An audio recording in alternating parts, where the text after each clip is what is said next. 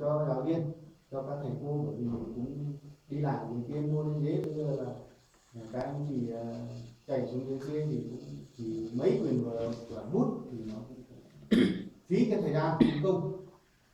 Nếu mà mua được thì các anh chị mua. Còn về sách giáo khoa, sách giáo khoa thì sách ít đấy, thì có anh chị nào mua được cho con chưa?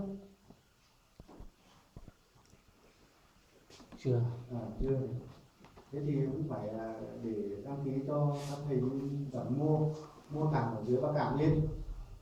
Bắc Cạn lên thì đến trường thì các thầy cô sẽ chở lên. Mỗi bộ cũng khoảng 120-130 nghìn, hẳn một bộ luôn, trong một năm luôn, từ tập 1 đến tập 2. Mà chúng ta mua ở ngoài ấy, ngoài thì người ta kiểu có nhiều mấy in người ta photo ra không đủ trang này, chờ không đúng chương trình nữa. Vì thế tức là các thầy cô giáo sẽ trực tiếp tức là đăng ký ở dưới công ty sách Bắc Cạn.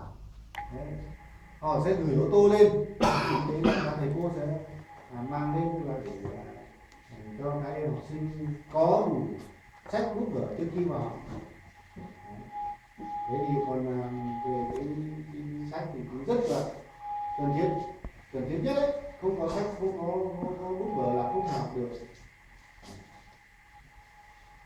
Như vậy là các anh chị trước mắt thì các thầy cô đăng ký ở cái công ty sách, thì bây giờ các anh chị mà chưa có tiền mặt thì nhà trường vẫn tức là cũng tạm ứng nữa, tức là lấy với họ trước khoảng 1-2 tháng là họ cũng được.